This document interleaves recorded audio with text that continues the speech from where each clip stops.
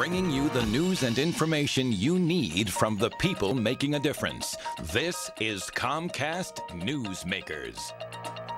Some constitutional amendments on the table in New Jersey to help get the state out of debt, and we'll talk about that next on Newsmakers. Hello again, and thanks for joining us. I'm Jen Boyett, and with me today is State Senator Jeff Van Drew of New Jersey's 1st Legislative District, and we're talking about some fiscal issues. Thanks so much for being with us today. Jen, it's great to be with you again. Thanks for having me here. Sure. Now, I know the residents are concerned about the growing issues of state borrowing and all the money that's being spent. New Jersey is in a lot of debt at the moment. So what is being done to help correct the problem? Third highest debt in the nation, Jen. You're absolutely right. And, you know, people have been told to death and taxed to death and feed to death. And they know that we need to obviously have certain obligations in the state of New Jersey, but we also need to be responsible in how we go about it. They're the taxpayers. They're paying the bill. They should have a voice in making the decisions and on how the money is spent. Which brings me to something that finally went through the legislature very recently, which is really good news, in that in the future, when we borrow in the state of New Jersey, if the borrowing doesn't have a dedicated revenue stream, which means that, you know, when there is some borrowing that goes on to build a road or a bridge, there's a dedicated revenue stream from that, which comes from the gasoline tax.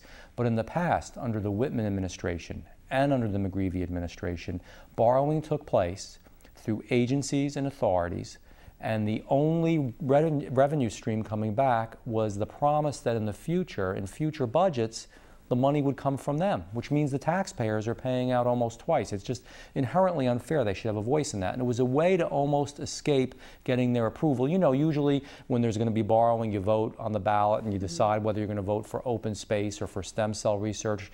You know, last year people decided that they would vote for open space, but even though some of them wanted stem cell, we shouldn't make that investment. There's been other times we borrowed to fill budgetary holes and didn't get their approval. That's wrong, and it should stop.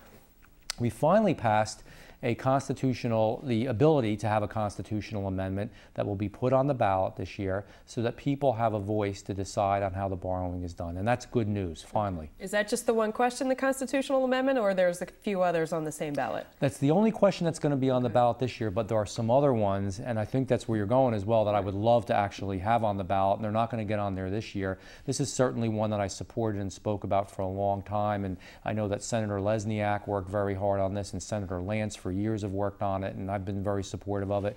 You know that there's other ones that we really need to do that I've really proposed, including if you don't have a recurring revenue stream. In other words, if you don't have money coming in every year, don't use these one-time shots, these one-time raids where you steal from funds that were supposed to be used for something else and use it to fill a budgetary hole. That's wrong. I think that should be on the ballot. We should change that constitutionally.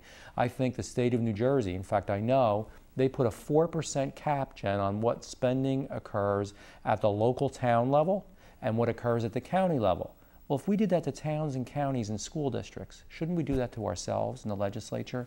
I believe that we should. And I would like that to be a constitutional amendment on there as well. Finally, as having constitutionally a rainy day fund. You know, we're in a recession now. Whether they want to call it a recession or not, we are. Right. And revenues are going to be down. But Jen, revenues change, and they'll be up again. Money at the moment, exactly, but absolutely they'll be not. Up again. But right. Someday they will. You know, the American economy is going to turn, and it's going to become strong again. And when it does, and that economy does get strong, and there's extra money coming into the state coffers, and really the federal government should do the same. The federal government is just as guilty of this. That money should put into a rainy day fund, constitutionally mandated that when you have a surplus of tax revenues come in that are greater than the consumer price index or the rate of inflation or any other system that you want to use that says, boy, there's a lot of money coming in, it should be put into a rainy day fund. You know, during the Whitman administration, there was a ton of money coming in. They spent every penny of it. Right, and well, everything goes in waves, right? So as you said, hopefully things will come together in the future. At the moment, we're working on the issues. And hopefully we don't overspend then. Right. Thanks so much for being with us today. Great, thank you. And thanks for watching. This hour's Newsmaker has been State Senator Jeff Van Drew of New Jersey's 1st Legislative District, and I'm Jen Boyett for Newsmakers, an exclusive production of Comcast.